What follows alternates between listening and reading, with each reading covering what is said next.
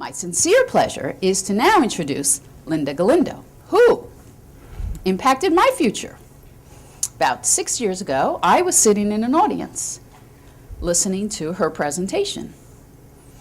And she was so good, I said to somebody, I got to get her on my board of directors.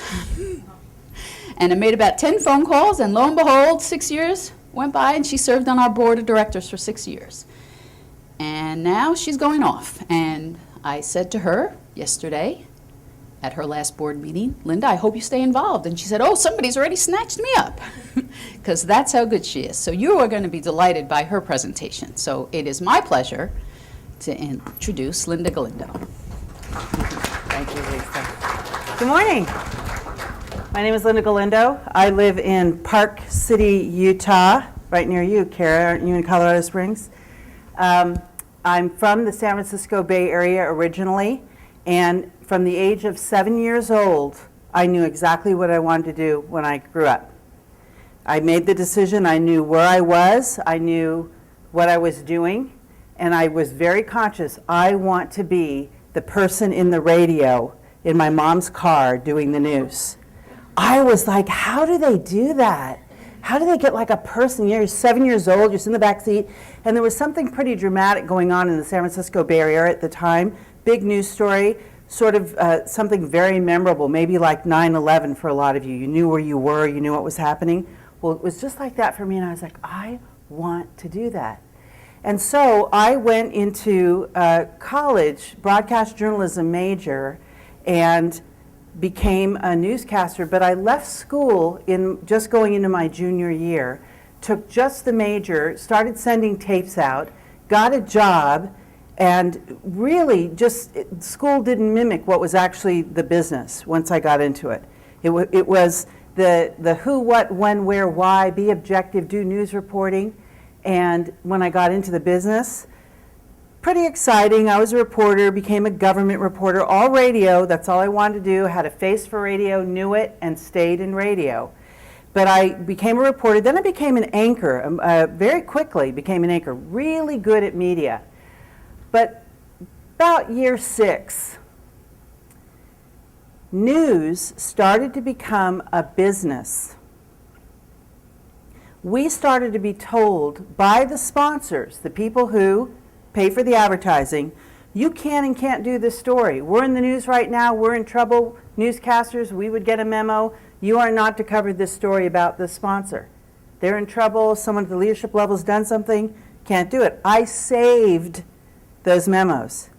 I started to just put them in a file saying, this can't be right. This can't be right. I was in my late 20s at the time. And by year 6, I'm getting a pit in my stomach about something I really loved doing. And I got into more production type things, thinking maybe if I get off the air and become a station manager, maybe if I go into radio sales, advertising, something more creative, something in the production side. But I was in news and I was being recruited, and right about year 6 realizing, I might want to rethink this. So I called my mom, as I would do when I was in crisis. You know, you're young, and what do I do now? And I said, you know what, I don't think I like this much. It's changing. The business is dictating what we can and can't do, and it's not what I thought. And this is what she said to me. Linda, it's a secure job and you have benefits. Stay where you are. But I'm not happy. Has nothing to do with anything. You have a job. So I stayed in it 5 more years. And on that 5th year, with more turmoil and change in the business that I thought was going to be this way, meanwhile, technology was changing dramatically. This is quite a while ago now. I've been out of it more than 20 years. But technology was beginning to change, from big 8-track bulky carts and having to hand splice tape for your stories to everything becoming much quicker and much faster electronic ability to respond on news stories, et cetera. So had to keep up with that too. But still, I started to have yet another wave of, is this really what I want to be doing? Because leaders in news stories over and over and over again would finger, point, and blame. These are adults who run multi-million-dollar companies, and I'm wondering, how is it that you don't understand You're accountable for these things that are happening. Why are you finger pointing and blaming? Have you seen any change in all the years you've been watching news, people blaming other people for the reason for things happening? It's right back where it was. So really and truly, I said to myself at year 11, I have to get out of this. I've got to do something else. So what do I do in my moment of crisis? Call my mother again. And I said, Mom, this is it. Really, I'm getting out. And she said, well, what are you going to do? And I said, I have this idea that leaders don't understand personal accountability, that they don't understand how to take ownership for what it is they're doing that isn't going well. And I'm going to start a consulting firm, and I'm going to be a public speaker, and I'm going to write about it. And my mom was really quiet for a minute, and she said, well, don't think you're moving home if that doesn't work. This is 20 years later. Now 2 teenagers and 2 books, another one on the way, and an opportunity that I have day in and day out to think, eat, live, write my passion. The concept of accountability, personal accountability. And you know who's in the room with all of my dues paying and travel at Motel 6s and, you know, not these soirees you're seeing now. All that time, energy, effort, and risk. If the CEO of the company isn't in the room, I don't take the work. CEOs are asking me to come in and talk about what you will experience for the next hour. It makes the difference, and it is not for everyone. So I developed as an assessment, and the assessment helps me understand, should I go in there to begin with? Before the economic recession we're in now, the economic turmoil, this thing that has happened, and I have a lot of opinions about it because it had a whole lot to do with not being accountable. Before the economic stuff started to hit, 4 out of 10 people who called me, mostly on reference, CEO to CEO, would say, you've got to call her. She understands this concept. It really makes a difference in your leadership. Give her a call. 4 out of 10 didn't make the cut. I do the assessment with the leadership team they had and said, you are not even remotely ready for this concept. All you're going to do is excuse and blame your behavior up to now. I can tell from the assessment. And so you've got to do some work before I'll come in. And I'll show you the work they have to do. You'd think it would be this big, complicated management model. It's not. It's basic behaviors you must have in order to reach that next level of excellence and high performance and sustain it, especially if you're publicly traded. Now that the economy is this way, 6 out of 10 are not clearing the bar. It's a very small group that will go through the rigor. There's usually crying involved. I'm not kidding you. There's a chapter in my book, and the beginning of the chapter says, my husband says my job is to make grown men cry. Don't fear. And women. They're in that top rank. Once they understand how much damage they've been doing by not being personally accountable, it hits them very hard. It hit me hard. So the concept you're about to see changed my life. And from that change and owning businesses and working for others, I came up with a way to deliver a concept, personal accountability, so that you have 3 things if you're in the workforce, even as a student. Lower stress, you're productive, and you're satisfied in what you're doing and engaged. So you're not all stressed out, you're really satisfied with what you've chosen to do, and you're engaged in what you're doing. Top to bottom, that's what you can get. Quality of your company's output is better, quality of your employee's life is better, but it is very, very personal. So you'll hear this throughout your career as a student as well as a member of the workforce in different ways. I'm just going to drive to the heart of it because I only have an hour. By the way, I can relate a little bit to you. You're actually the most frightening audience for me because you are at the cutting edge of what is to come. You're sitting in the most relevant space you could be sitting in because everything is changing and curriculum has to keep up. So whatever you're learning has to keep up. I am terrified of becoming irrelevant. So I'm getting my college degree now. I'm in my Bachelor's of Business. I'm going to finish in 2000. Yeah, things keep happening that, it's funny to watch my cohort too, because they're aware that I have a couple of books out. One is called Way to Grow. And that was somebody said, that's not a book, it's a pamphlet. Shut up. And this one was published by Wiley, Josie Bass Wiley, the largest independent book publisher in the United States, oldest and largest. And then the Pfeiffer division of this company took on the training materials. And this book I just presented to David Costello, the outgoing president of NASBA, with a copy of it in Chinese. It was translated in Chinese. He wrote the foreword to the book. So it's moving along, as are the training materials. And I'm writing the third book now. I'm getting into the financial wealth management industry, talking to a lot of CEOs of insurance-type-based organizations, because accountability in those kinds of organizations and all of us having good financial awareness is becoming very important. So I'm getting into that market as well. I have an amazing, amazing life, because who's in the room when I talk most of the time is CEOs. What would I prefer? This. And the opportunity that I had in NASBA with the Center for the Public Trust, you could not have paid for that. What I learned, who I met, what I saw, and then having a chance to meet students as well.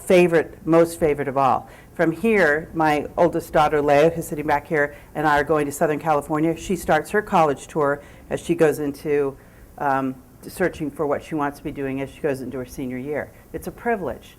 And going with students and seeing the world from their eyes, it's always a privilege. So speaking of seeing from your eyes, how many of you know there is an arrow in the Federal Express logo? You know there's an arrow in the Federal, you know it. So don't look at the end point here, just look at the FedEx part, the purple and the blue. How many of you know and where the arrow is? Raise your hand. All right, so there are some who do not know, is that right? Raise your hand if you don't know there's an arrow. You don't see it. Don't be shy. Okay, so some of you know and some of you do not know. For those of you who do know, I want you to tell the people who don't where it is, so everybody in this room is clear where that arrow is.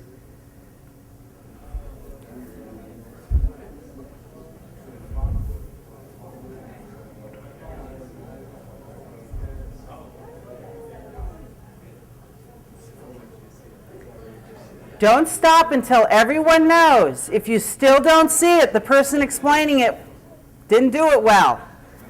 Get somebody else to show it to you. Take full ownership for yourself, full responsibility and accountability, and know where that arrow is. Does anybody still not see it? You have to be honest. Does anybody still not see it? Omar, you got it? You got it? You had the I'm not sure look. Everybody got it? Yes? All right. So in between the E and the X, just so we make sure everybody was looking at the same place. Jen, right there. It's right there. Yes? Whoa! Was that good? Thank you. I feel so much. That reminds me of a header I took in the airport. Another story late for a plane. It was fantastic, but it ended with, "Ma'am, is this your shoe?" Okay. So, everybody's got it, yes? Do you think you'd never see it again? So from now on, when you see the FedEx logo, do you think you will never see it? You're always going to see it. You're going to be sitting in the back of it. There'll be a truck in front of you in your car, and they'll say, "Do you know there's an arrow?" And you say, "Wow, I never saw it." Oh, yes, you changed their life forever. It's like somebody showed me something I never knew was there. It's not life-changing, is it? It's not life-changing. It's fascinating. From now on, you will not be able to not see it. You will always see it. And when you see the big, huge one on the truck, it jumps out at you. Some of us take it for granted. I don't remember where I learned that was there. And some of us are like, wow, at dinner tonight, I'm going to be so interesting. And you could get a little, the envelope, the FedEx, go see if they have FedEx here and show people, and you say, I showed you something you didn't know. There's something about showing people something they didn't know that is just interesting or actually life-changing that is leading. Now, what's interesting about the logo, and if you talk to marketing students and branding and those kinds of things, art, graphics, you learn that it's the use of what's called negative space. And if you took everything around it out, you would not see the arrow. So you have the opportunity, as do I, this has nothing to do with where we are in our careers and choices, of always deciding how we show up as that arrow and where we're pointing. And it is context that gives us that. The context is what is around us. We shape that. And so every day I stand for being personally accountable, for teaching personal accountability, for shifting people's mindsets so they can never not see it again. And so lots of times when I get into organizations where I have the chief financial officer and his whole staff, in some organizations the financial department is 900 people. They are from a policing, regulatory, you can and can't do this, where's your expense report, this form isn't right, as opposed to, this is probably one of our most important endeavors, and it's important for you to understand, so I'm a resource, not a policeman. I want you to understand. I'm not just emailing you for a report, this is a relationship that works for all of us. So there's lots of components to not only doing, of course, what we do well in our skill set, and what we go to school to learn in our skill set, for me, how to operate the microphone and the board and the timing and putting commercials in, all those things I had to learn. But on top of that, 99.9% of it over time has been relationship. I am totally, personally accountable for the quality of the relationships I experience. I am. I have 100% of that. Now, why is the book called The 85% Solution? Because what we found in the years of using this validated assessment, if you can get to 85% ownership and keep it there, you're going to have high performance, low stress, productivity, and job satisfaction. You're going to be able to create a high performance team of people. You're going to be able to sustain low cost, high quality output. That assessment is so accurate, I can tell the day, the time, and the minute something's going to blow up for your team over what, depending on your strategic plan. If that assessment doesn't hit at least seeing yourself as 70% responsible, you don't even have a viable operation. It's going to cost you too much. I tell investors, don't go near it. So it's a really specialized focus. I always know where that arrow is. The assessment shows me, or I can't see it at all. And if I can't see it at all, I'm not going in there because those people are just mean. And they're flailing around and blaming each other. So, your question to answer for yourself is, what are you committed to and what are you accountable for? And who are you at your core? Who are you? Who are you at your accountable, responsible, empowered level? Lots of people don't give this any thought. I'm entering into organizations where they've given it no thought whatsoever. People understand personal accountability perfectly when something works. I did that, my paper, my group, my department, my team, my company, I did it, we won, I'm it, here. Doesn't work, I told them it was a bad idea, that teacher wasn't clear, they start backing off. A high performance individual doesn't change their definition of personal accountability depending on working or not working. So when you show up for the job interview, when you find the thing you're passionate about and want to do with someone else, you show up as a responsible, accountable individual, period. And I don't care if you had lots of hard opportunity. I learned from those things, and here's how you will benefit from that learning. That's ownership. It's not the story of what happened. So really showing up as somebody who owns the experiences and what's happened without fault and blame and guilt demonstrates who you are at your core. So I want to change your view of yourself and how you see personal accountability. I think, I know, I live that the adults today, the people that are in the generation of leadership, have let people coming behind us down. We've let this down because we're not being accountable for what we've created, without fault and without blame and without guilt. You can't move on to solution. The view has to change. So thankfully, I get called a lot. People know that we are in a pandemic of a lack of accountability, personal accountability. Corporate accountability allows the law to say, if you vest all of your accountability in your corporation, there are no people to hold accountable. It's a game, but it is sucking the soul out of our ability to make change. So I'll play the game, but I'll also be personally accountable. They're not mutually exclusive. So in changing our view, some of us will just say, you know what, I just want to get through school, get that job, and start, paying back my student loans. And then get the job and get the next position and get the next, So one of the things that becomes critical, and I'm doing this with all CEO clients right now, is getting clear on what their definition of success is. Their professional definition of success, not their goals. I don't want to know how much money you want to make, how many millions, how many new products and divisions you want to launch. You, CEO, in your chair, you, Vice President, in your chair, what's your definition of success for yourself? And it's stunning how many don't know. The world's changed so much, they've lost sight. The compass is spinning. An assignment when I'm doing executive coaching is, here's the professional definition of success exercise, and I want you to fill it out, and then we'll have our second coaching. Clearly 50% at least, I never hear from them again. It's too frightening to sit down, stare at a blank piece of paper and say, what I started out with is no longer available. What am I going to do now? That's happening a lot. With technology changes, with workforce changes, with economic changes, people have to reset their compass. You are totally, personally responsible, as am I, for success. But you better define it. And it will change. It's a moving target. So that exercise that we do, defining professional success, what is it? Guarantees you will be successful. But it is a very scary exercise. It's not for everybody.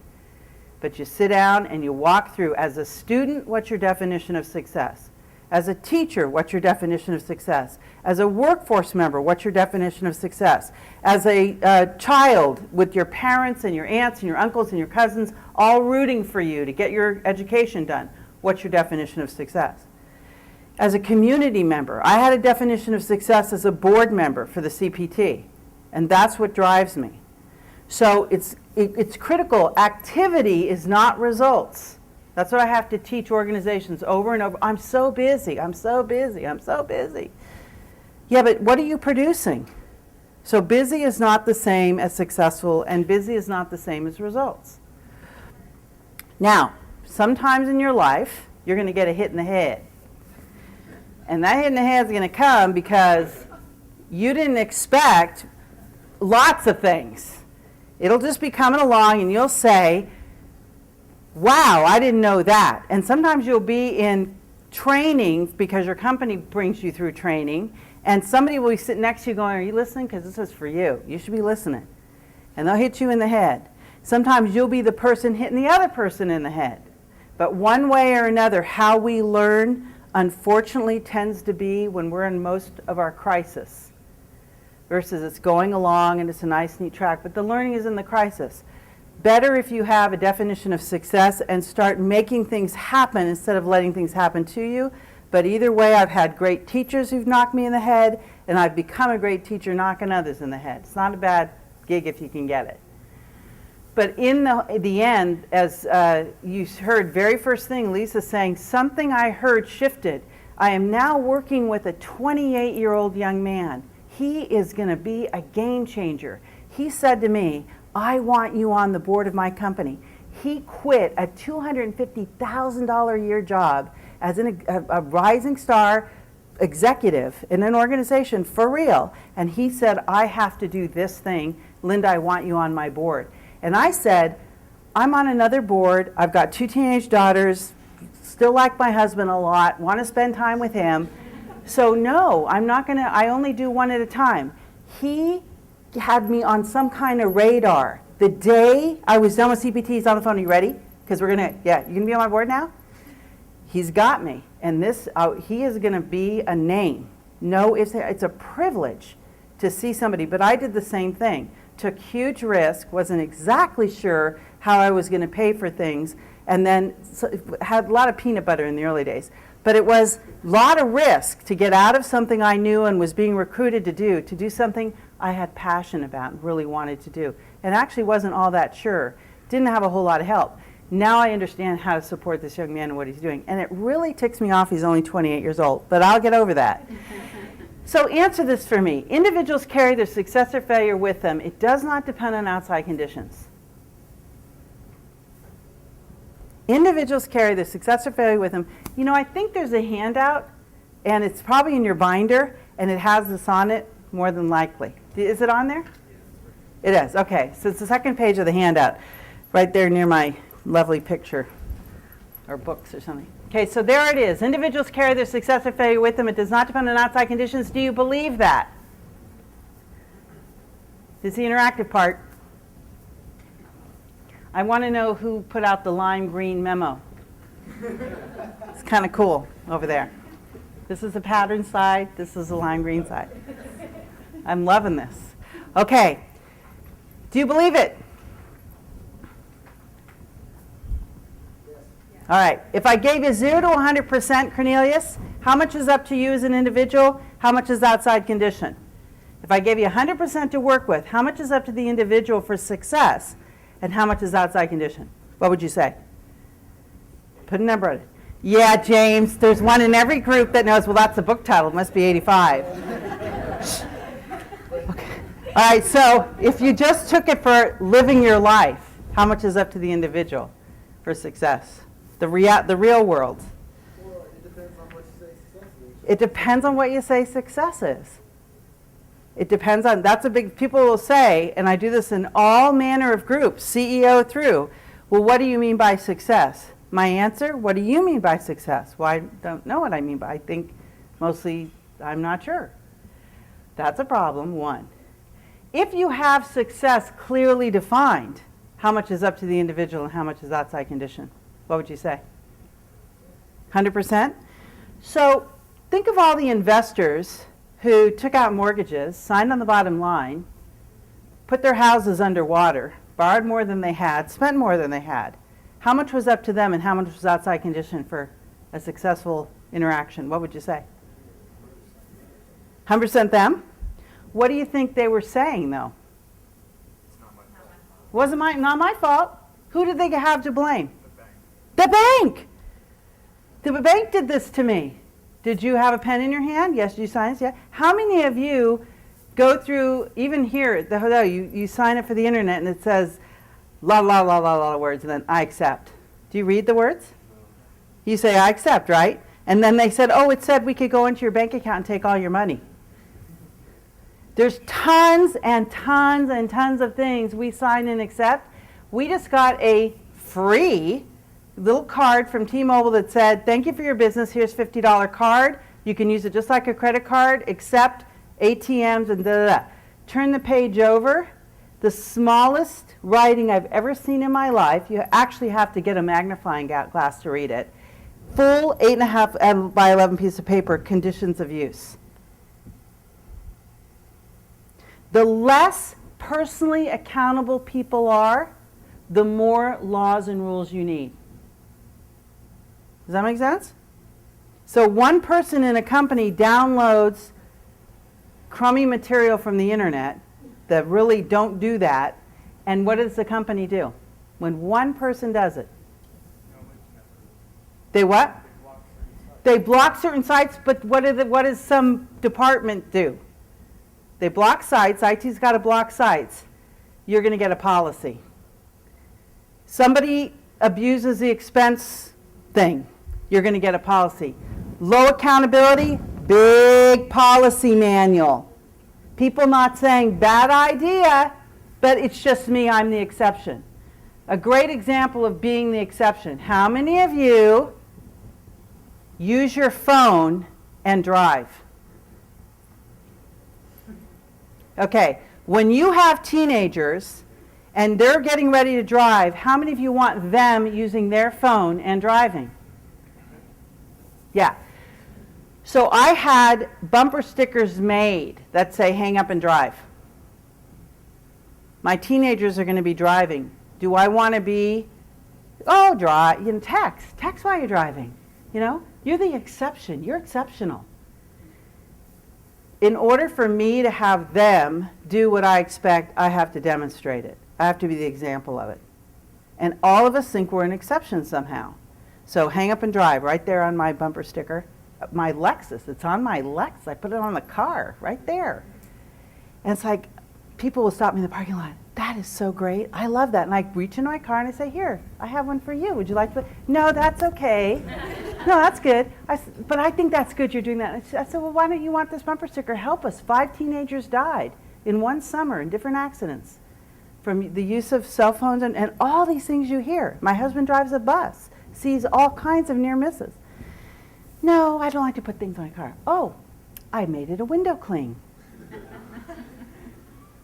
No, that's okay. You know, who's the bumper sticker for on my car? If you drove past my car and saw me on the phone and you just passed the hang up and drive, who's it for? Is it to tell you how to live your lives? No, it's for me. So the list I'm going to give you that will make you ensure that you are successful and a leader in anything you choose to do, same thing. It's not for other people, it's for you. If I'm going to live it, now I go and rent cars, I'm personal integrity. I could be on the road and my kids can't see I'm using my phone and driving. Personal integrity says I'm not going to do it whether you're watching or not. That's personal accountability. It's hard. It's hard. And it doesn't get rewarded. Somebody doesn't walk up to you and say, excuse me, I think the way you don't use your phone is fantastic. Wow. It's a personal choice to do it. But I take a stand, a very visible one. Someone yelled at me, how dare you drive around telling everybody else how to live their life? I said, it has nothing to do with you. Text and drive all you want. Use your phone, but would you put a little light on the top of your car so I can see what you're doing? So that I can anticipate and respond? So I'm not telling you not to do it. I just like to know what you are doing so I can react. Total personal responsibility available to me. Taking stand. Let's say you're the person in the surgical suite getting the surgery. You're on the table. Hope you never get in this situation. I work in healthcare a lot. And you're on the table and they're going to put you under with the anesthesia, and before they do that, everybody who's going to touch you, slice on you, take things out of you, put things in you, you get to ask them with eye contact, on a scale of 0 to 100%, how much personal accountability are you taking for this being a good outcome? What answer you want to hear? You want to hear 85-15? I pretty much mostly got the instruments clean because they reward us for starting on time. I wasn't quite done with cleaning the stuff, but we're on time. You want to hear 100-0? For everything you touch, do, get up in the morning, cross the doorsill of, your mindset closer to 100-0 than not will mean you're going to stop and think a little harder. What do I need to be clear about before I start? And today, because we don't do that in healthcare a lot, we have all these processes and procedures. They hand you a pen and say, please sign where we're going to operate, because we have wrong side and wrong side surgeries all the time. Please stop. It's a requirement now, surgeon, and say time out, and everybody announce exactly what we're here to do. Full account. We're trying 100 ways from Sunday to get people so that you don't say, the surgeon's saying while I'm operating on you, these financials were sure scary, I got to get my volumes up. Or the nurse thinking, my feet hurt. Or I'm afraid of the surgeon, I'm not going to tell him it's the wrong site. We have that all the time. That's what's on people's minds instead of, this is where I want to be. Everybody has great skills. The surgeon's supported. I'm keeping count. We're on it. I feel a lot more confident now that I know what the surgeon expects. It's in people's heads. I'm here to tell you it's in your head. You see it, just like you see the arrow. You have to act on it. So, simple things, not a complex model, are really what change entire cultures. So the culture of infection in hospitals that spreads rapidly, what an infection control person does all day, every day, it says, wash your hands. Because Leadership and Self-Deception, highly recommend it, by the way. If you ever have a chance to watch or read Leadership and Self-Deception, do it. It was when they realized they wanted something in their environment to stop, and it was carried by the leaders. It was carried by the leaders. It can't be us. We're in charge. And everybody was saying, it's you. And they're saying, it can't be. And finally, they were convinced they were the problem. Had to do with hand washing. Simple. Thousands and thousands of lives were saved because of one simple step leaders took. And that's almost always what the case is. So you're going to enter a world of legal accountability, very transactional. You tell me, I follow rule, things are good. Where I want you to get good so that you stand out is personal accountability, and it's transformational. I thought I was 50-50, 50% up to me, 50% outside condition. I'm 100, and I have 100, and I'm never going to use somebody else as my excuse not to be that 100%. When I come to a conference like this, I'm invited, I'm nominated, but do I walk in saying, and I'm going to own this experience fully, or I'm going to wait and see, or what is this? I'm going to be clear so I can get all the questions answered and I get sent to a training when I'm in a company. What is this about? What are the expectations of me? Instead of, well, why are you here? An email sent me. Very different. You go in owning 100%, get 100% out. You get in and get out. You get out of it what you put into it. So personal accountability is transformational. How much is up to me? How much is outside condition? What am I accountable for? When will I keep up? In legal accountability, it's just tell me what the non-negotiables are so I stay out of legal trouble. What do I have to know? If you don't tell me, it's not my fault. What will I be held to account for specifically? I won't take on anything else. How often is it going to change? And how am I going to keep up? What things are you going to provide me? The personal accountability says, when am I going to keep up? That's my responsibility. So it's very, very different. All you need to keep in mind about this bunch of words is legal accountability and personal accountability are two different planets. You want to be on the planet that stands out, you get your feet on personal accountability. You will stand out. It's rare. It's rare in my leaders. It's rare in my vice presidents. It's rare in my managers. It's rare in the workforce. It's rare in society. We're getting to a catastrophic point if we're not already there with people finger pointing and blaming. We're churning. So it's a continuum. And it does start to say how you're going to talk about things. If you're closer to the 100, your language is going to change. At 0, you're going to say things like, they put me in this position. Closer to the 100, you're going to say, I accepted this role. In the victim position, you're going to say, the teacher wasn't clear about that. When you're in this position, you're going to say, I didn't ask clarifying questions. I didn't get to pick this loser group of people doing this paper with me. It's not my fault. I'm going to sit down and get a clear agreement, and the people who don't participate are not going to have the opportunity to share in the grade at the end. I'm going to get clear about that. I'm in this position right now that when you have to do it with a group of people you didn't pick, you have to do it with a group of people you didn't pick. Welcome to the workforce. You are getting a bird's eye, absolute experiential thing. I did not pick you. So the victim will say, I inherited this group of people. The change agent will say, I accepted this role in exchange for understanding what I've got to work with, and I'm going to put my 100 in. I'm not use my excuse not to have my 100. But yes, it will still happen when you get into the workforce.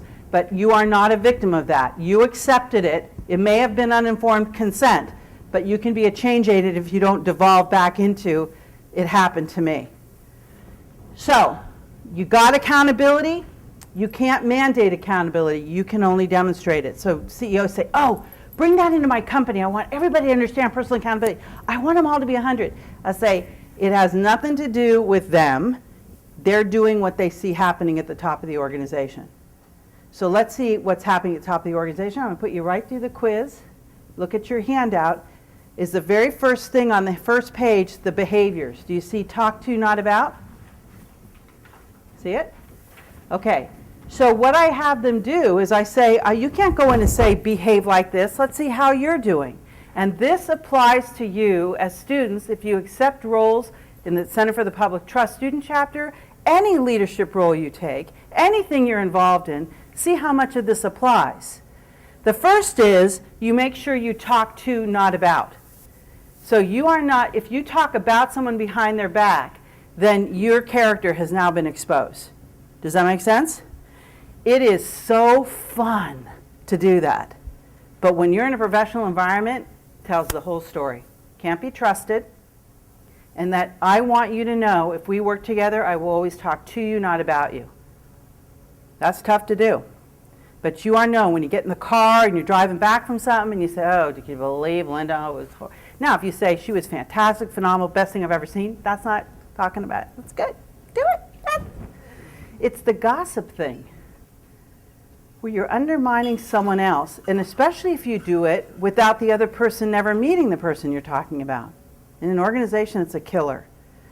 So you want to make sure I talk to, not about. And then I ask the CEO, on a scale of 1 to 5, 1 being, man, we do that a lot around here, to 5, we're really good, we're great, we're excellent.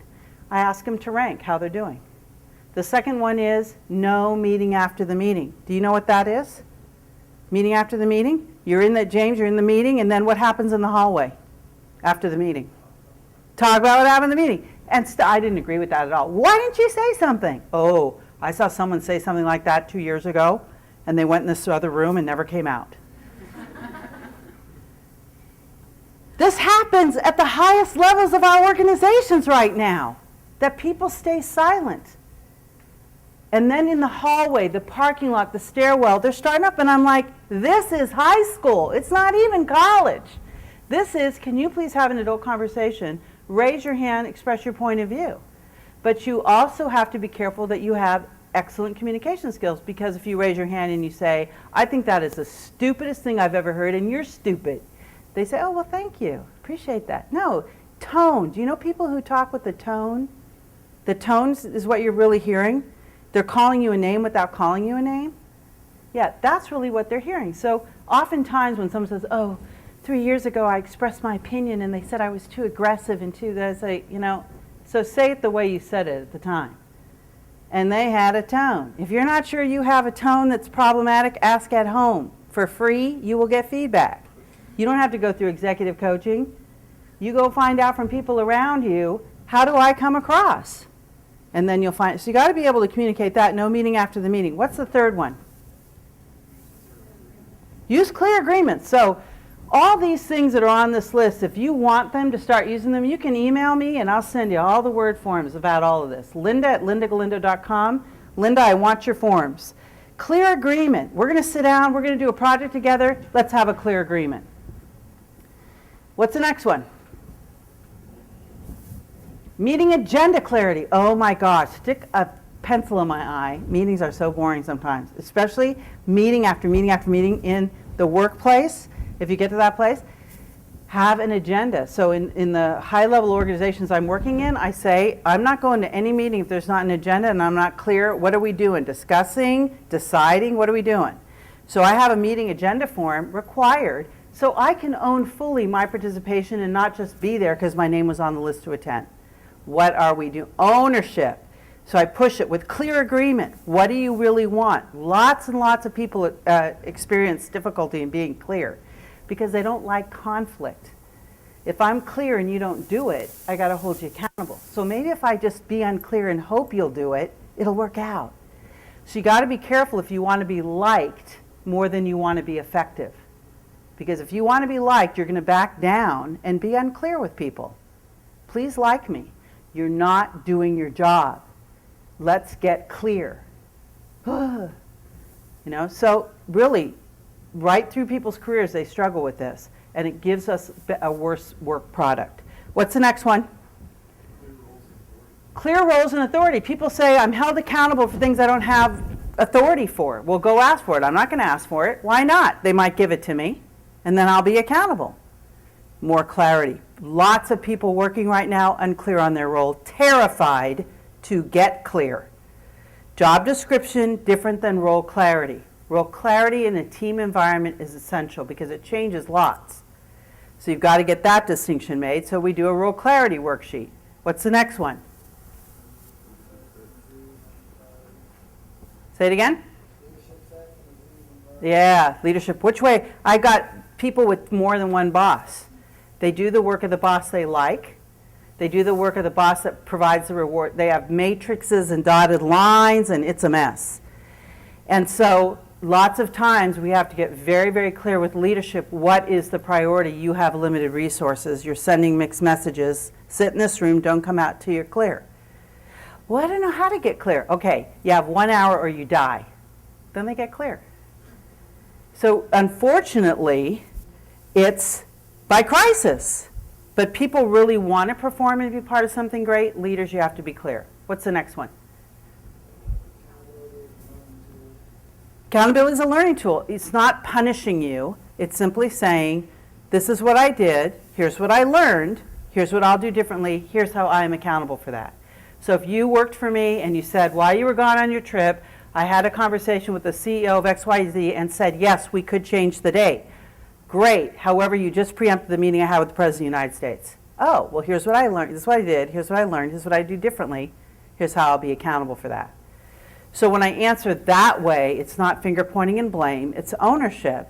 And so I'm accountable for the results. What's the next one? And we say, just because they know the goal doesn't mean they know what success is. The goal is get to the moon, but our definition of success, Houston, we have a problem, is get them back alive. So there is a game changer lots of times, even though goals are clear for an organization. That's why that's so important. Make the distinction. What's the next one? No rescue, fix, and save. Biggest problem we've got going on, leaders, I'm your boss. You hand in inferior work to me. I don't hand it back and say, do this again. I fix it and then send it on. And then the economy shifts and you're no more ready to go out and get a better job because I've been rescue, fixing, and saving and getting paid for that. Instead of saying, this is not acceptable, it isn't what we agreed to, do it again. I hate you, you're mean. Yeah, okay, I like me, and what's your point? Because this isn't doing anybody any favors. Folks, I've got all kinds of people moving on in the succession plan, the baby boomers retiring, the people behind them not ready because they've been rescued, fixed, and saved in the quality of their work. Does that make sense to you? It's not acceptable. Get good at holding people accountable because you hold yourself accountable. If you're getting paid to be liked, then congratulations, but it isn't going to last. What's the next one? That was what we just talked about. You got to do it. Be clear. If you're not clear, ask clarifying questions. And they might say, boy, the other people don't get so clear. I just want to own this fully. I'm not asking because it's an intelligence issue. It's because I am not clear. And I got to tell you something. If someone isn't being clear with you, it's usually one of two reasons. They don't understand it themselves, or they don't want you to understand. There is no reason to not keep asking until you're clear for full ownership. So it isn't you. It's not an intelligence issue. It really is they don't understand it themselves and they're feeling a little caught, or they don't want you to be clear. It's only one of those two things. So it's okay to say, I didn't get that at all. Then keep asking. So let me ask a clarifying question. I want to own this. What's the next one? Conflict competent. Yeah, be good at. Take as many classes as you can on conflict competence. And I'd actually now add something. Cultural competence. Cultural competence and mutual respect. Our disciplines are going to be different, and that's a culture. A physician's culture is different than a nurse's, is different than a core tech or a hospital administrator. I have to teach those cultures to get along. Not race, gender, ethnicity as much as discipline differences. So financial discipline is often at war with, the softer social skill kind of things. To them, it's black and white. It's a culture. It's not right or wrong. We need all of it. So conflict competence and cultural competence. And what's the final one? Transparent. I'll let you see what I'm doing. It's on my calendar. I don't have big, long to-do lists. I have everything in time, and that's a tool called Living in Now. So you can see you're one human being, you're using your time well. So I have the company, the leadership rating, and right now, many don't get past an aggregate of 3. They need to be at 5 to even have me come in and start talking about personal accountability. They're not even well managed yet. When you interview for a job, see how many of these qualities they have for you to do what you want to be doing. This is who I am. This is who you're getting. Here are the behaviors. Those are the 11 things I wanted you to remember. That's what we create in a culture that is accountable in a work environment, in a committee environment, in any environment, that this is what you can expect of me. I'll be clear. Well, I kind of liked it when you were, there's a movie called Big, and the guy doesn't know any better, and he goes in and he starts working really hard, and the guy next to him says, slow down, you're making the rest of us look bad. Because it's a culture of, it's good enough. If you settle for that, then you're going to get what you get. You got to go for high performance accountability. I'm responsible, self-empowered, and accountable for understanding the role, the task, and the final deliverable and due dates. It's up to me to be clear and successful in my role. If obstacles or conflicting priorities arise, still up to me to get the focus. No fault, no blame, no guilt. That's the label. No fault, no blame, no guilt.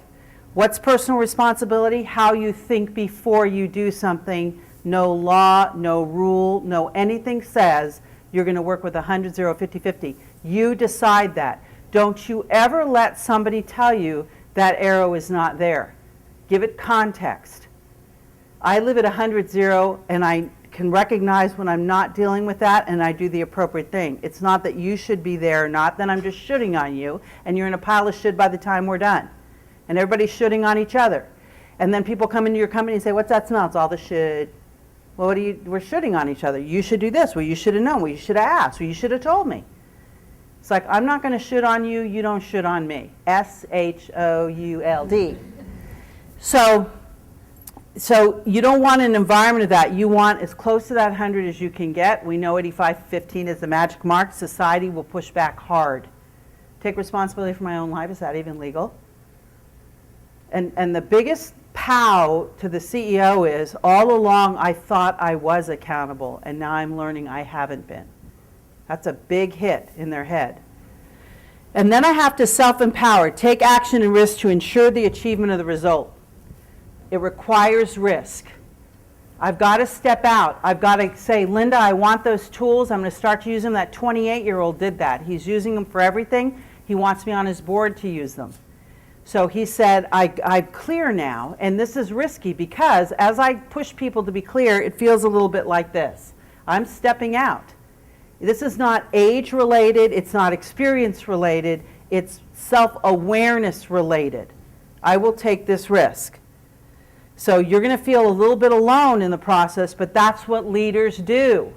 They say it's not position, it's mindset, and that this is important. And then I'm going to answer for it. And that risk says I have to venture out. A ship in the harbor is safe, but that's not what ships are for. So now I'll answer for it. Whoops. Sorry.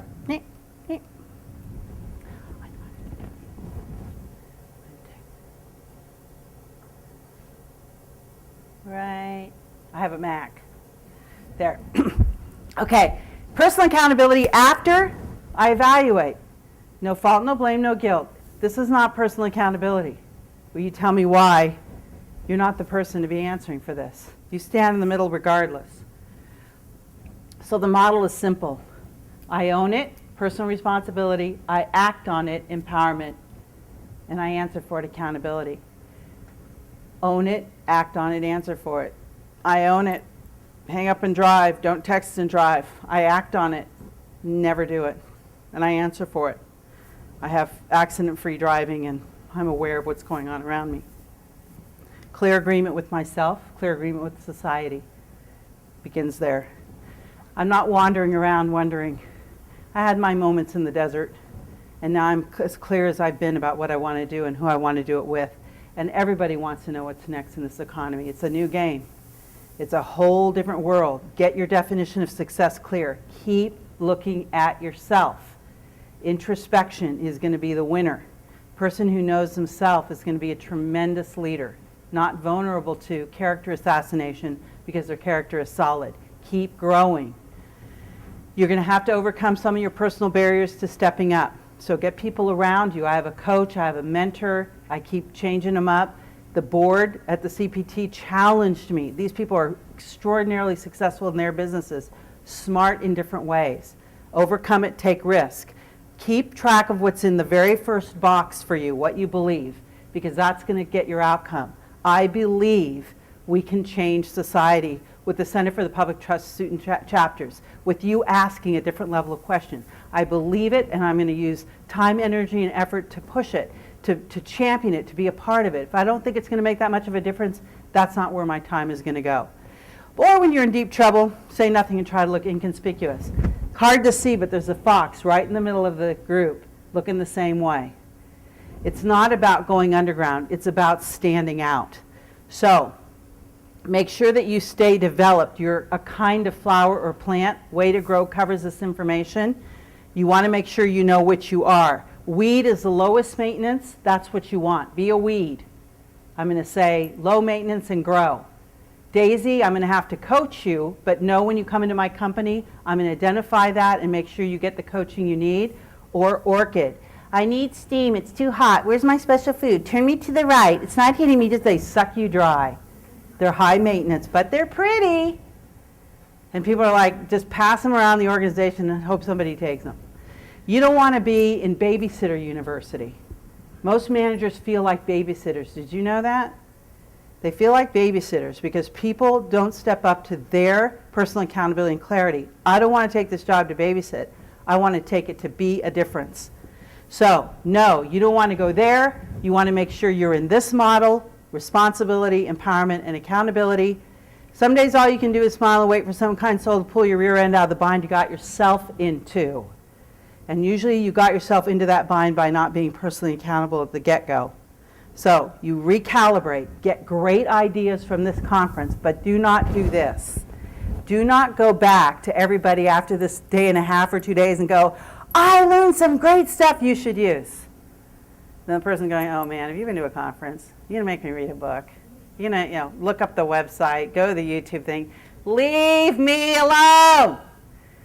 You take everything you're learning in this really amazing conference that I've seen the whole agenda for. You're going to get amazing stuff. Apply it right here. And if you're willing to do that, it's going to be a no-brainer who's going to get picked to do what. Future's totally yours. Thank you for your time. Thank you.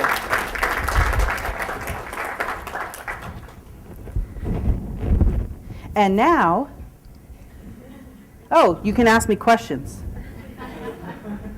Yeah, because it's 10:30, right? I didn't want to just have you hanging on. Now you can ask me questions. Can't they? Yeah, of course. Okay. Well, it takes them a little time. They're shocked. They're stunned into silence. I've been everywhere. I've done everything. It's your chance. What do you want to know? Yes, April. I have a leadership position where I have a lot of people saying, Oh, wow. Isn't that good? I'm in a leadership position where I have a lot of people who I work with who do a lot of the talking about and not talking to. And I've been trying to encourage them. And I'm blaming right now, but I'm just trying to figure out how to solve this problem. And I've tried encouraging them to tell me, if you have a problem, let me know, please. Like, we can work it out. And they've gotten a lot better about it. But I find there's still a couple people who, it's like we sit in a meeting and they say nothing for 2 hours. And the next 3 days, I get a phone call from someone saying, well, so-and-so said this, and so I should tell you because she doesn't want to tell you. And is that a problem with me being approachable? I'm very, very talkative. I can be really scary. Or is it a problem with, communication? Or is there a way to kind of inspire them to be more vocal? Or is that just kind of like an unchangeable, stagnant type of thing? All right, so let me make sure I parse this out so I'm clear about the questions. Because this exact thing, you could be the vice president of a company right now saying this exact thing. Do you believe me about that? absolutely no difference between what you're experiencing right now and the question I get asked at that level.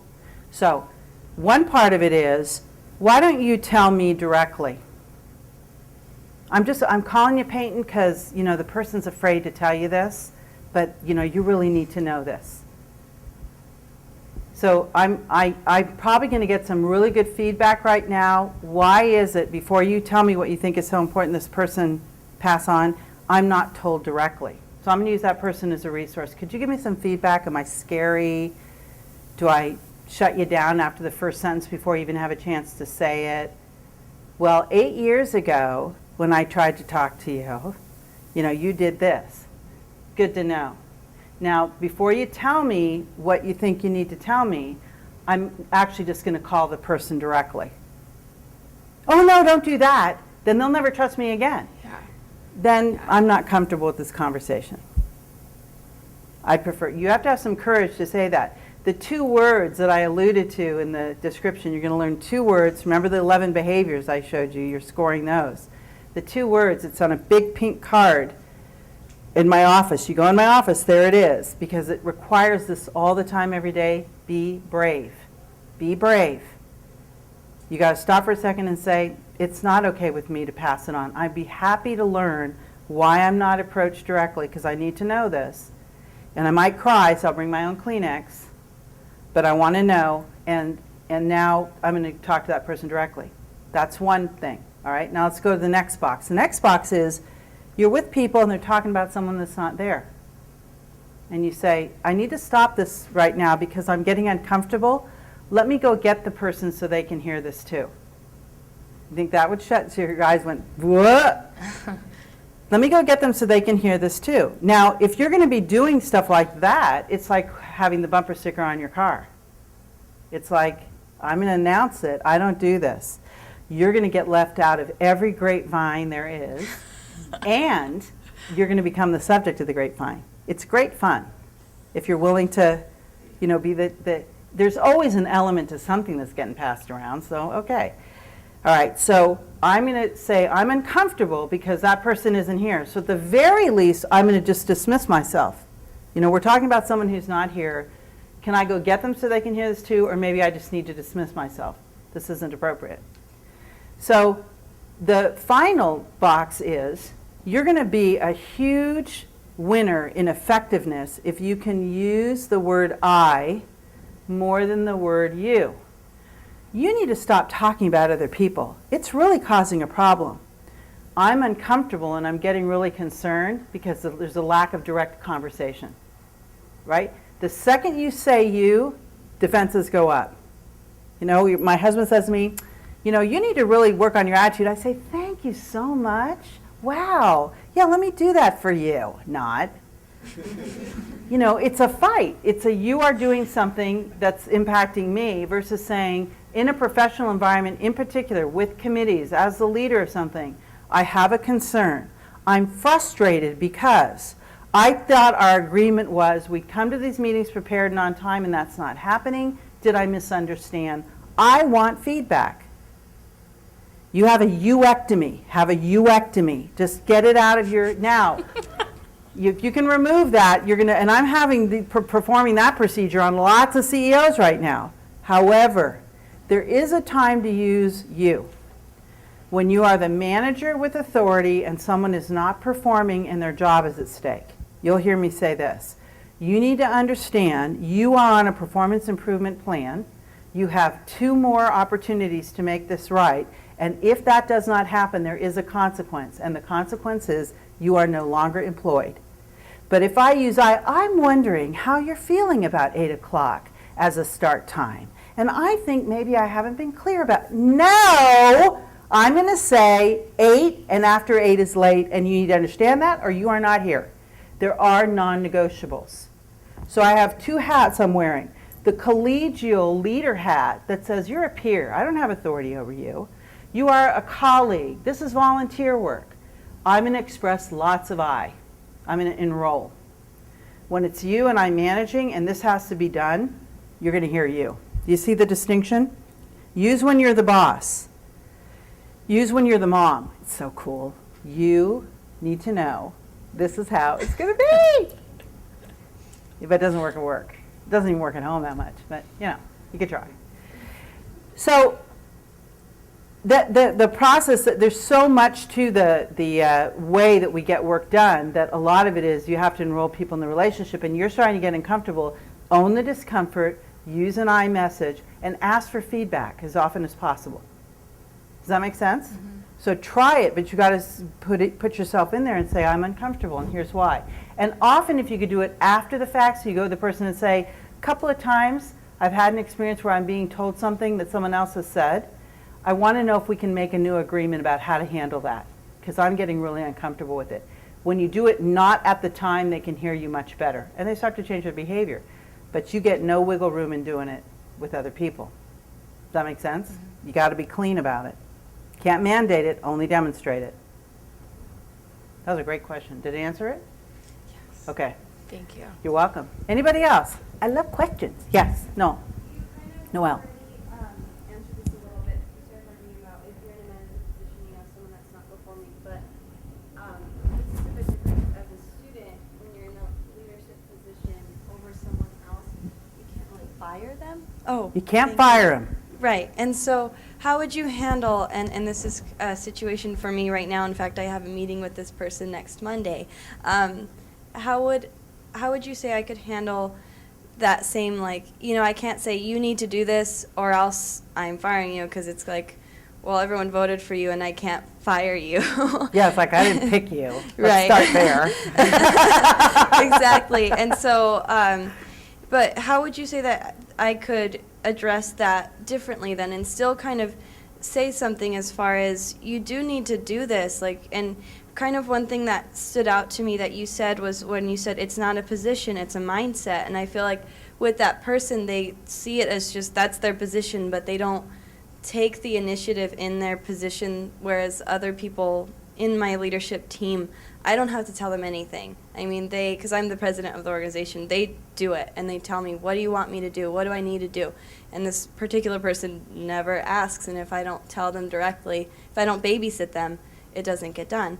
And so how would you say that I would kind of approach that, being that I can't necessarily give a huge consequence, you know?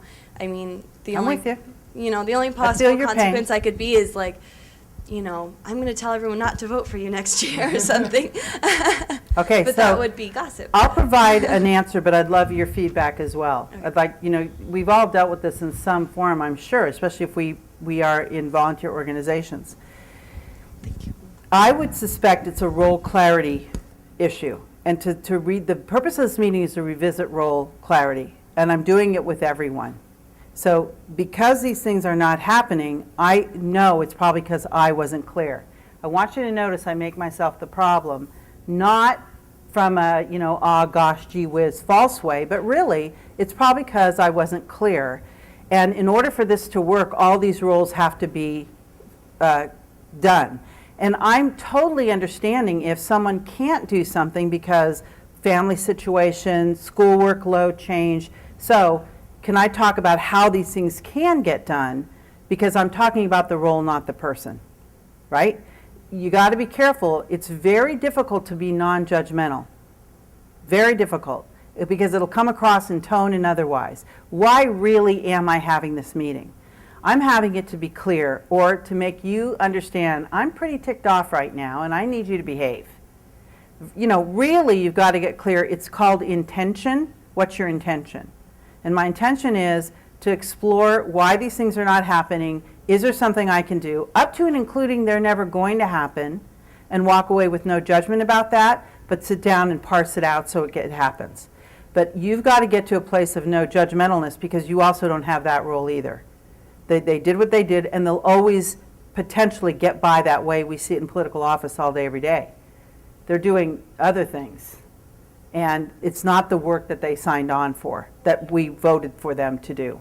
Would you point out in that role clarity things that haven't been done, or is it just kind of like from this point on, instead of, I mean, it's kind of like, well, this is what you were responsible for, and none of it got done, you didn't attend these meetings.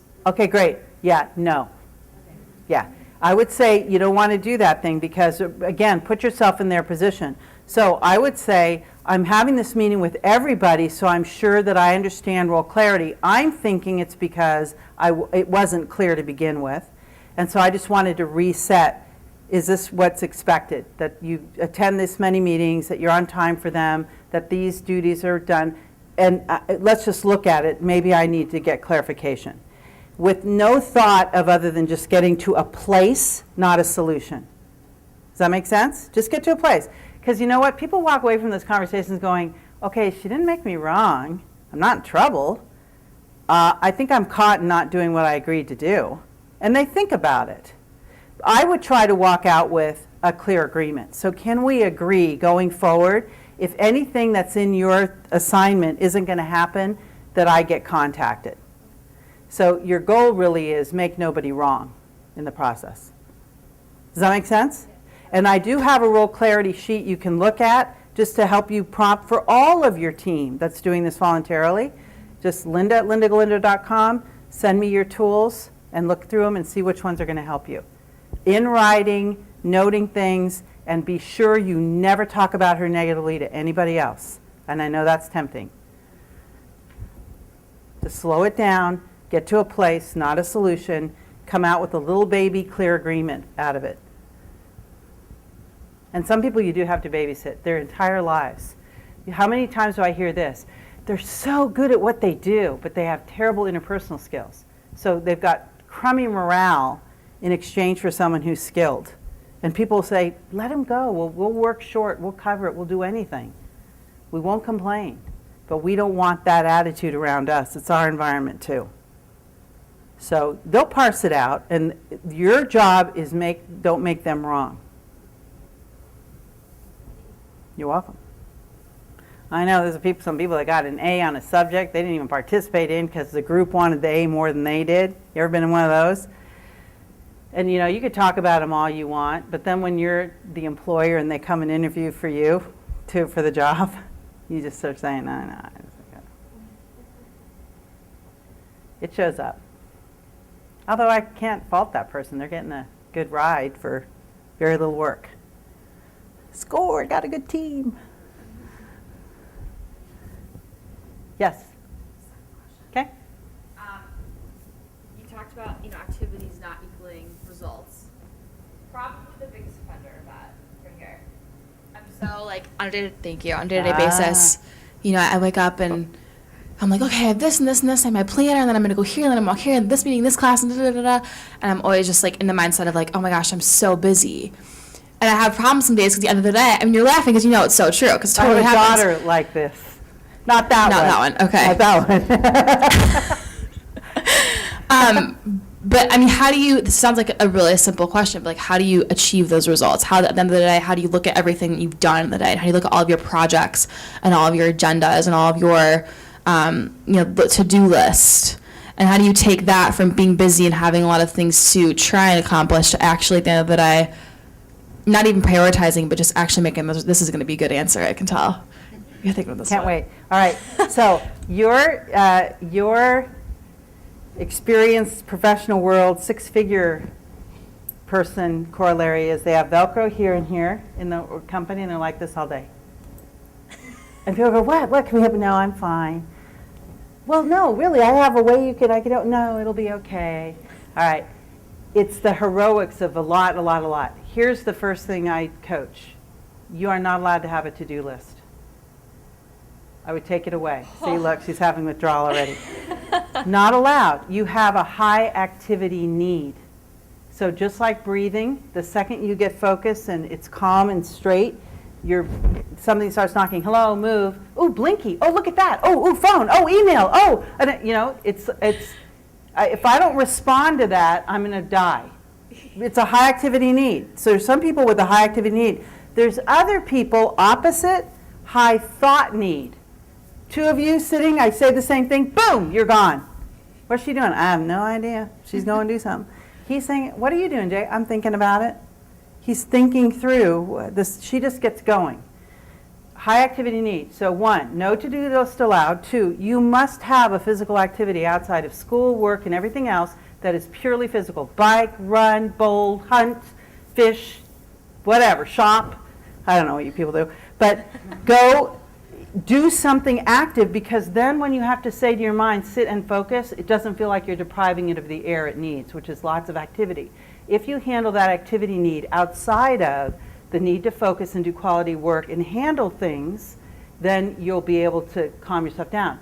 I have a timer because I get easily distracted. I have a high activity need, and I say, if you will stay on this 20 minutes longer, when someone says, got a minute, or the thing goes off, no, Linda, stay on this 20 minutes more for the board report, for the this or that, then you can get up. It retrains your stress response. You lower your stress by having more to do. Does that make sense? Yeah. Yeah. So you don't have a to-do list. Well, what do I do? You have to put your time in your calendar. When you say yes to someone, there it is, and you say, look, I have 3 a.m. right here on Thursday for that. See, pretty soon you start to see everybody has the same limit, which is what? 24 hours in a day. And then when you interrupt me, I'll say, you know what? I'm going to meet with you, but today at 3, because I'm on focus, and there's big blank spaces for me to have the freedom to do other things. But it's not so tightly scheduled. Your mind has completely lost track of what you're capable of doing in a day. God bless youth, but it will catch up with you. You've got, well, 30 years yet, but I can tell you executives carry that forward into their life, and they're constantly overcommitting and overdoing, and it's irresponsible. The quality of their work is crap because they've got too much, and they just have a lot going on, which they equate with being successful. It's not. At the end of the day, you complete each day completely. You give everything a home. You might have collected a couple of things to get done, and you put them in their home, in their calendar, and you go off and have the social life. You have, stuff you didn't anticipate, all of that. But you must give up the to-do list, and you must get active in what you're doing. I'm coaching this like crazy right now in corporate work because people are overworked, but really they're overcommitted. They could say to their boss, I need input, here's the data, not I'm busy. And then the boss comes and says, well, now I want you to take care of this. Okay, in addition to everything else, or does something come off? No, you got to pile it in. Well, what happened to the last person in my job? They're not here anymore. Yeah, I know that. What happened to them exactly? They're dead. Guess they weren't that committed. What? No, really, it will eat you alive, and it also sets a terrible example for people you're trying to lead to say, I expect this result with your full attention, and I'm not going to let you use overcommitted as an excuse for poor quality of work. I'm not doing it. And people are terrified to produce work without all the barriers, to see that maybe it wasn't that good to begin with. How many of you like to procrastinate assignments and the adrenaline rush gets you through to get it done? Come on. Yeah, you got to start giving that up now, because you got to really see what happens when, just not every time, but more often you're starting to move to focus work and see what happens. It's incredible, and you become highly desirable as employees, because we know you can push to the end in a sprint, but we want to know you can carry the marathon too. So I always ask people in interviews, tell me how you keep track of time and what you're doing. And if it's not in time, and I'll show you my calendar. You know where I am and what I'm doing. My staff knows, so that they can see how to book me and not overcommit. Complete each day, complete. That assignment is called Living in the Now. If you email it, I'll send it to you. It's 2 pages, and you clean your closet, we call it. Okay? Good for you for getting lots done. And usually we get overtime out of you for free at companies because you're just so busy going, no, I got to stay late. Cool. You're not getting paid anymore. Who cares? Anybody else? I think we have time for one more question. Yeah, one more. Cornelius. I love your name. Cornelius Lloyd. That sounds like a clothing brand. That would be cool. Come see me. I work in the accounting field. I work for a very small financial consulting firm. So I work with people from all different ranges of, job fields. So my question, I really have 2 questions. First being, do you believe that cultural competence is the key to having strong relationships with your clients? And then 2, what techniques or skills, can you learn or build to have a stronger cultural competence? Okay, do I think it's important to have a relationship with your clients and your colleagues, it's up there in the top 3 for me. The cultural competence and mutual respect. Everybody's necessary in this process. So position has nothing to do with value. It's roles we play, client to customer to peers and colleagues. And so 90% of cultural competence is awareness. This person's a different age than me. This person is a different race, gender, or ethnicity than me. This person has a different discipline than I do in terms of where they went to school. I guarantee you, if you just turn up that volume of the thoughts you're having, then you can pay attention. I say, be interested more than interesting. That's a Coveyism, and it's borne out to be the case. So I work with a nuclear reactor facility where it's all engineers, 200 of them. And I walk in, and the volume goes up for them about, it's a girl. She's going to teach us soft, squishy stuff that we don't really need. But the problem they're having is with the culture coming behind them, younger by about 15 years as they move out. The culture's been rescue, fix, and save their performance instead of get them ready to take our place, because create not being needed. So there isn't a right and wrong. This is the phrase I want you to memorize to be culturally competent, and then just start reading your brains out. Google cultural competence and mutual respect and find things and start becoming aware, because it is not race, gender, and ethnicity differences primarily. It's just understanding and being aware. But what was I going to tell you? What was I saying just before that? Google. Say it again? Yeah, the phrase, thank you. Equally valid and different. Equally valid and different. Equally valid and different. Both and. If you think right and wrong, now, this is important. It's actually an extraordinarily good point, that when you get into transactional accountability, the law, non-negotiable, right, wrong, easy. Over here, there's 100 ways to the same thing. So you've got to say, just because I might sit down with you at the get-go, I'm a little afraid of you because you're younger and smarter and faster and brighter, and you might be afraid of me because I'm older and experienced and written books and stuff.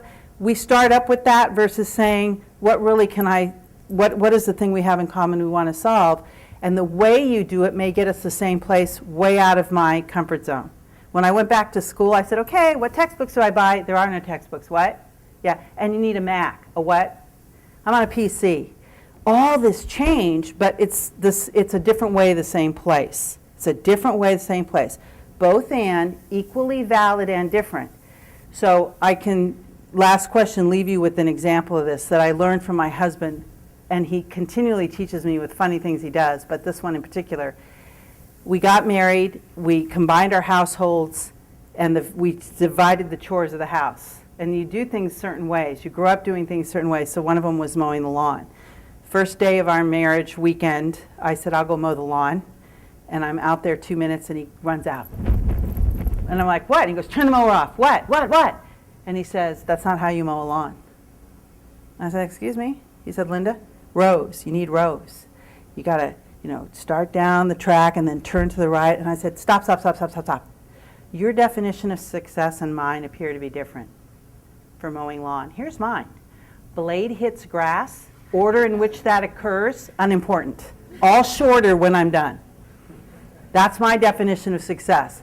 So we're focused now both on the same thing, shorter lawn. But he has an order. And then he starts acting like, it's got to be done this way. And I'm like, why? Do planes land according to the lines in the lawn? What is the thing that happens if it's, look at Rick's lawn. See how nice, I say, yeah, he's anal. What difference does it make? Scale of who cares? Go away. My turn here. I'm doing shorter lawn. Your turn. Have lines. 3 days later, I'm in the living room. He says, what are you doing? I said, I'm folding these towels. He said, didn't I see the girls fold these earlier? Yeah, but they weren't folded right. Excuse me? I said, Mike, fold in threes. Fold in threes. They go in the towel closet. It works. You see inventory. Some nosy person sees the see? He said, really? Because his definition was towel door closes. And he said, I have one word for you. And I said, what? And he said, lawn. So I want you to notice as you're coming up in your education, in the jobs you accept, and the people you work with, you have a way of doing things, and so do they. Gen X and Jerry X are starting to collide big time. You got to get clear on whether it's how or what. Is how I'm doing this the problem, or whether I can do this? Whether is skill, how is style. And then what is the non-negotiable here? So it's a human being with differences, and we come at it differently. And the more we understand that and look at driving for the common result, and we get really clear on the what, then we can use all the difference to get there. That's what our opportunity is. Tough to do. Turn the volume up. It's not out of a book, I promise you. It's out of paying attention and being human. I could do this all day long, but you have amazing things ahead of you. So again, thank you very much for your time.